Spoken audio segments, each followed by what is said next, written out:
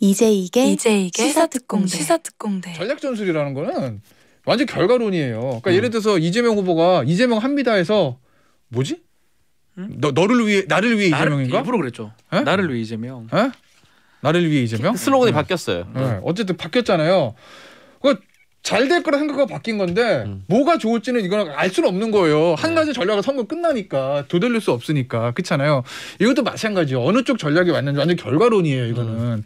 근데 그러니까 선거 지고 나면은 무슨 뭐 책임론 하고 막 난리도 아니잖아요. 그래서 그런 건데 제 개인 의견을 말씀드리면 저는 선거 전략 차원만 놓고 보면 저는 이준석 대표처럼 한 게 맞다고 봐요. 오케이. 선거 전략. 다만 의견을 제시하는 방식, 당대표로서의 자리의 무게와 책임감, 그거에서 그런 식으로 의견을 표출한 거에 대한 비판은 피할 수는 없는 거죠. 그러니까 김종인 위원장의 최근 인터뷰를 좀 보면 김종인 위원장도 선거 전략이나 그런 측면에서는 이준석 대표 말이 맞다라는 걸 많이 풍겨요. 왜냐하면 최근에 있었던 윤 후보의 실언 문제라든지 김건희 씨의 사과에 늑장 대응 그거 잘못했다고 얘기를 하잖아요. 그럼 결과적으로 선거 전략 차원에서는 이준석 대표처럼 하는 게 맞다는 생각을 가지고 있는 것 같은데 다만 그 얘기를 하거든요. 김종인 총괄선대위원장도 대표는 참을성이 있어야 된다라는 거. 그러니까 이준석 대표가 예를 들어서 그냥 의원이라든지 또는 선대위에 그냥 무슨 본부장 정도 되면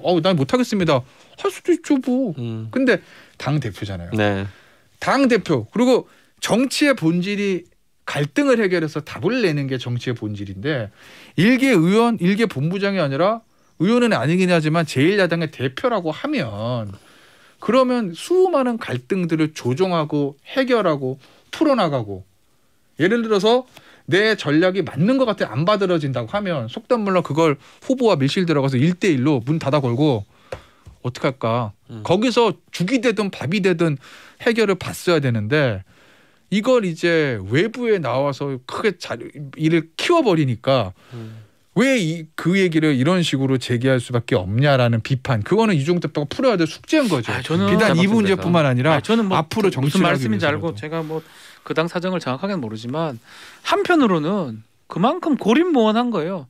자신의 소위 말하는 이해관이 과연 있을까 싶을 정도로. 이준석 입장에서 보자면. 예. 그리고 제가 그 당시 이제 탁자 2번 치고 나왔던 그 자리에 있었던 사람들 얘기를 좀 들어보니까 한 분이 딱 그런 얘기를 하더라고요.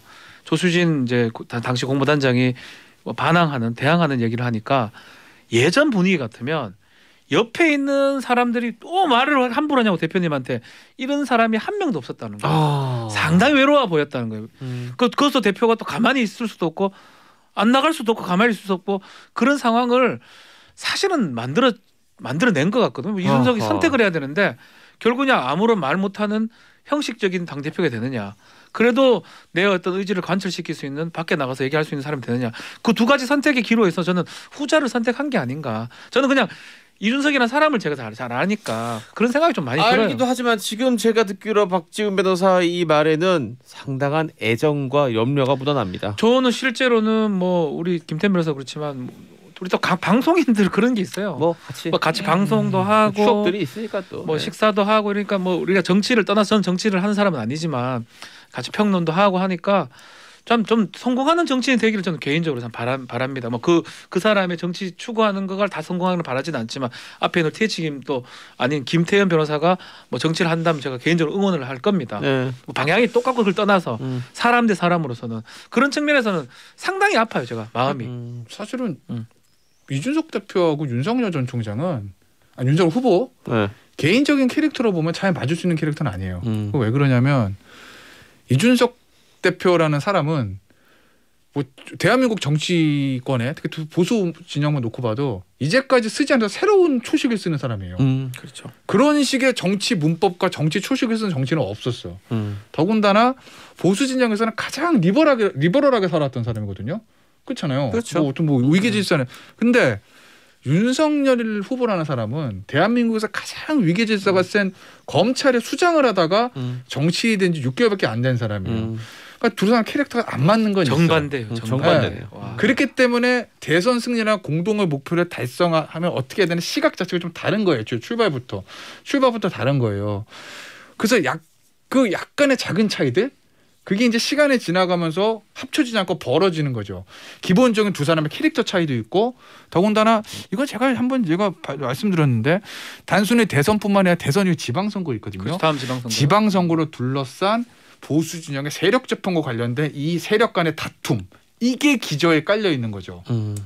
이준석 대표의 시각은 윤석열 후보 주변에 있는 중진들 그러니까 뭐 그게 윤핵관이라고 표현하든 뭐로 표현하든 네. 그 중진들이 결국 대선 이후에 지방선거 공천 과정에서 있었던 이준석 대표가 시도하려던 세력 재편 그거를 제거하기 위해서 나를 밀어내려고 하는 거 아니냐라는 시각을 가지고 있는 거고 반대로 윤 후보 주변에 있던 중진들도 저 이준석이라는 사람이 저기 기존의 보수 진영 같은 질서라는 게 있는데 뭐 저 지방선거 한다고 무슨 뭐 기존에 열심히 활동하던 구의원, 시의원, 9년 단회 쫓고 시험 본다고 저러고 있는 거 아니냐. 지하고 싶은 거 하려고.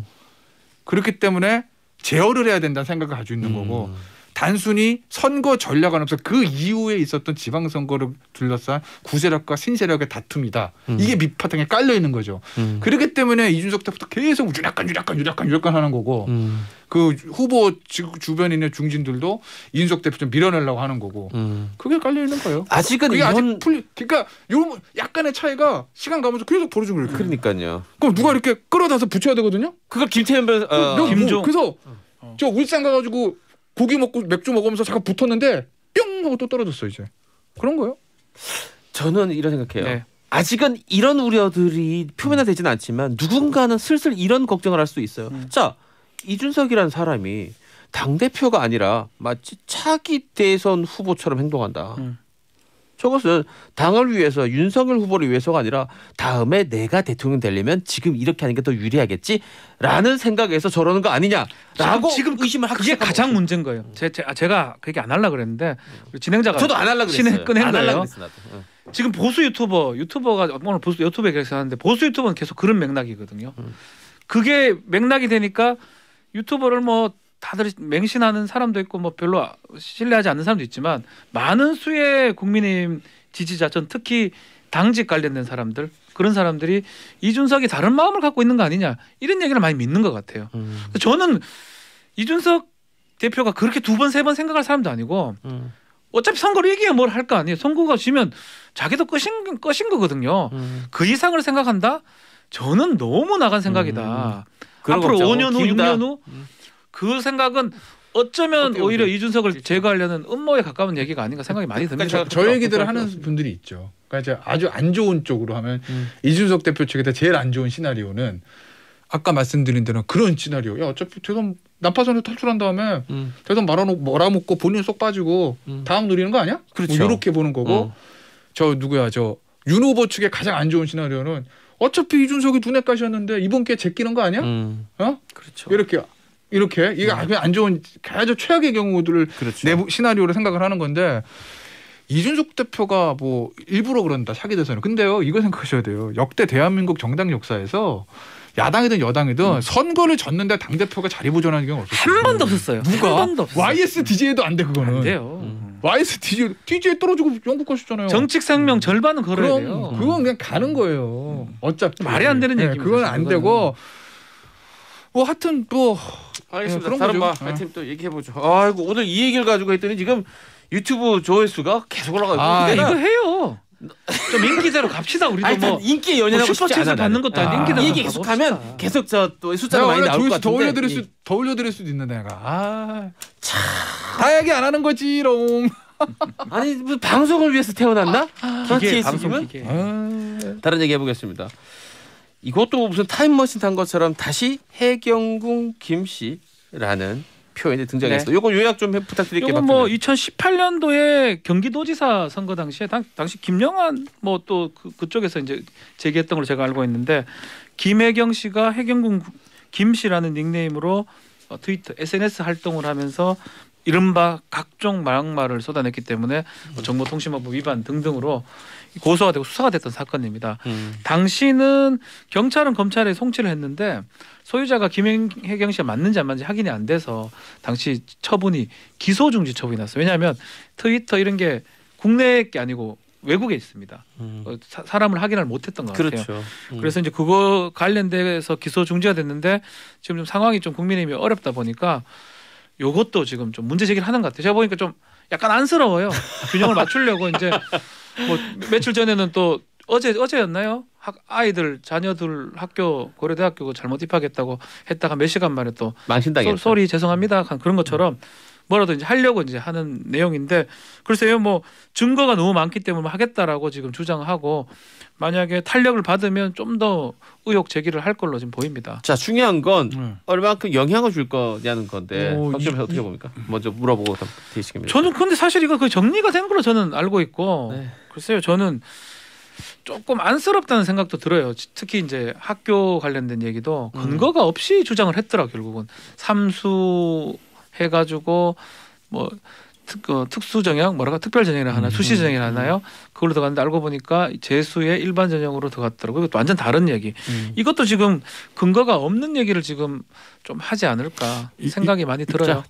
그 아들 입시 전형 있죠. 네. 그거는 누가 그거를 소스에 제공하고 했는지 모르겠지만 그거 문제 제기된 의원들은 손들고 서 있어야 돼요. 60여 명 되죠. 네, 내가 선대위원장은 손들고 서 반성문 쓰라고 그럴 거예요. 네. 정말 잘못했어요. 그건 본인들도 인정했잖아요. 잘못 확인한 거라고. 네, 그거는 바보 같은 짓을 한 거고.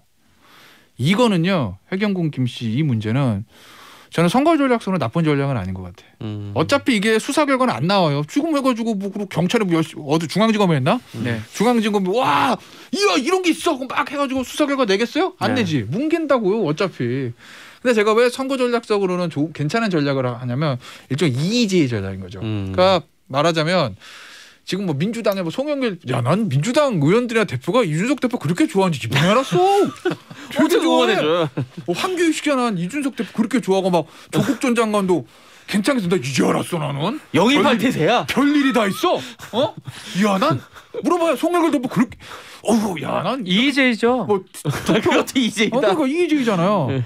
이의제이라고 딱 적으로서 적을 누른다. 네. 이준석 대표 띄워주고 그래가지고 윤과 이 투스톤을 갈라놓으라는 거잖아요. 네. 이거 똑같은 거라고요. 해경군 김 씨가 예를 들어 트위터에서 뭔 소리라도 국민의힘이 뭔 상관입니까? 국민의힘 욕한 거 하나도 없거든. 가장 노무현 대통령에 대한 비하, 그 트위터글, 전라도에 대한 비하, 이렇게 당사자 무전 해서 비하 표현이 있잖아요. 네. 그렇죠. 세월호에 대한 비하. 네. 요게 어떻게 보면은 지금 민주당 핵심 지지층 건드리는 문제이기 때문에 야, 니네 영부인대 사람이 이렇게 얘기하던데 요거거든요. 저는 그걸 이제 상기시키는 거라고요. 그래서 그 이의제의 전략으로서 이걸 쓰는 거죠. 그러니까 선거 전략적으로 나쁜 전략은 아닌 것 같아요. 한편으로는 이런 게 또 있는 것 같아요. 배우자 리스크 부분이거든요. 네. 김건희 씨가 좀 해결이 안 됐습니다. 국민의힘이 해결됐다고 믿는 걸 수도 있는데 네. 지지율 떨어지는 건 해결 안 되는 게 아닌가. 그 같이 이제 동렬에 두기 위해서 여기도 배우자 리스크를 좀 던지는 모양새라고 보는 거죠. 독인 개인이다 이거죠. 그렇죠. 지금 계속 비슷해요. 근데 이제 조금 균형의 추는 좀 지금 말한 것처럼 근거가 지금 없을 뿐더러 김건희 씨 부분은 사과는 했지만 사실은 다들 이제 국민들이 봤던 이력서라든지 문서가 다 근거로 다 존재를 하고 있거든요. 그래서 둘이를 같이 보긴 어려운데 저라도 사실은 국민의힘 입장에서는 김건희 씨 리스크가 좀 커 보입니다. 지지율이 떨어지는 국면 중에 주요한 원인으로 보이거든요. 뭐라도 하려면 이거라도 해야 되지 않나 그 생각은 듭니다. 지금 박 변호사가 지지율 떨어지는 원인이라는 표현을 썼는데 크게 보면 두 가지 정도가 있는 건 확실한데 어느 게 더 크다고 보세요? 이를테면 윤이 갈등이라는 악재와 김건희라는 배우자의 뭐 허위 이력 문제 이 둘 중에 어느 게 둘 다 더 비슷비슷한데 저는 김건희가 오히려 더 악영향을 줬다. 뭐 20대, 30대 제가 고발사주 얘기 우리 태치 김도 그 얘기를 했던 것 같은데 그 고발사주가 뭐 국민들 관심 없어요. 하면서 예전에 말씀 많이 하셨거든요. 네. 저도 공감을 해요. 중요한 사건이긴 하지만 많은 사람들이 뭐 검찰에 굳이 갑니까? 일반 사람들을 검찰 조사 받는 게 잘 없거든요. 그걸 따져봤을 때 그분들한테 와닿지는 않는데 특히 20대, 30대한테 가장 와닿는 거는 이력서 하나 적기 위해서 그렇게 고생했던 밤잠을 새워서 뭐 토플 토익을 하고 뭘 그렇죠. 하고 뭘 그게 완전 와닿습니다. 이렇게 쉽게 바꿀 수 있냐? 이거에 대해서 20, 30대는 뭐 더 저는 마찬가지 5, 60대 다 똑같겠지만 네. 더 못 받아들이는 상황이 아니라 5, 60대는 또 자녀들이 있기 때문에 그러니까요. 우리 애는 그 고생을 했는데가 그 되기 때문에 이게 국민 정서랑 딱 배치되는 상황이 어떻게 돼버렸다. 보세요? 어느 쪽 악재가 더 크다고 보세요? 김건희 씨 작시가 크죠. 그리고 그래요? 오늘 다 공감해 주셔서 그리고 감사해요, TH김. 저 3차 투스톤 네. 대전. 이거의 근본적인 원인은 아까 이거예요. 말씀드렸던 김건희. 근본적인 거 밑바탕에는 역시 그 윤석열 후보 측에 있는 중진들과 이준석 대표의 어떤 세력 다툼이지만 네. 직접적인 원인은 역시 김건희 씨 이거거든요. 문제를 어떻게 해결하느냐를 가지고 조순인 최고위원하고 의원 충돌이 이렇게 된 거잖아요. 그러니까 만약에 김건희 씨 문제를 금방 정리했다라고 하면 그런 충돌은 나올 것도 없었어요. 물론 그래도 또 딴 데서 충돌이 나올 수 있었겠지만 직접적인 원인이니까 이 문제가 크죠. 예를 들면 근데 이제 예를 들면 이런 거 있어요. 저 이재명 후보 뭐 형수 욕설 뭐 지금 노분 테이프 문제 틀면은 얘기는 좀 달라질 수 있겠지만 그거 있는 거 다 알고 있었잖아요. 네. 사람들이. 아들 문제는 몰랐는데 지금 나온 거잖아요. 네. 김건희 씨 구체적으로는 어디에 이력서 뭐 무슨 이력 그건 몰라도 뭔가 그런 얘기들이 있다라는 건 다 알고 있었잖아요. 사람들이. 새로운 게 아니잖아. 그렇죠. 나왔을 때 얼마든지 충격을 최소화할 수 있었다고. 차는 충돌할 거 뻔한데 에어백 여기도 달고 저기도 달고 안전벨트 다 하고 매고 속도도 있어가지고 줄이고 뭐 이렇게 안 다칠 수 있었어요. 근데 이렇게 가면 충돌한 거 아는데 안전벨트도 빼고 속도도 안 줄이고 에어백도 죽이고 그냥 가서 부딪히자 이거였거든. 이건 뭐 정확한 비유네요. 네, 이거였거든. 네. 얼마든지 선거 과정에서는요 어마어마한 사고들이 터져요. 그때 얼마나 빨리 수습하느냐는 거라고요. 너무 오래 걸렸다는 거죠. 12일이랑 걸렸다는 거는. 그렇기 때문에 금방 그러니까 하루에 0.5씩 떨어지면 12일이면 6% 떨어지는 거예요. 첫날 둘째 날 사과했다고 보죠. 어떤 형태의 사과든지 간에 1%만 떨어도 되는 거예요. 산술적으로는. 너무 길게 끌었다는 그렇죠. 거죠. 네. 그래서 그런 거예요. 그래서 저는 그거 이게 오늘 너무 길어진 것 같은데 얘기 이따 아마, 얘기할게요. 아마 월요일쯤에 다 했던 얘기를 반복하는 걸로 보이긴 한데 뭐 저 정말 중요한 이슈이기 때문에 사과하는 시기도 늦었지만 그 방식도 조금 잘못됐던 게 아닌가. 선대에서 사과하는 것까지는 조율이 됐던 것 같은데 사과하는 내용이나 이런 것들은 저는 이제 보면서 그 사과 뭐 이게 하면 됩니까? I Believe 틀면서 만들었던 노래 그것도 영상. 사실은 그렇고 어떤 복장이라든지 어떤 그런 것도 좀 선대에서 좀 했었으면 하는 그런 아쉬움이 있더라고요. 자 이제 뭐 시간 얼마 안 남았죠. 짧게 이 얘기 좀 하고 넘어가겠습니다. 그 공수처에서 윤석열 후보를 비롯한 국민의힘 인사들 그리고 또 김건희 지금 얘기했던 이 배우자까지 해서 이 통신을 조회했다. 뭐 이런 논란이 있었는데 이 얘기를 꺼내기 전에 청취자가 반론부터 먼저 보냈습니다. 이거 듣고 의견 여쭤볼게요. 2014 대원. 네.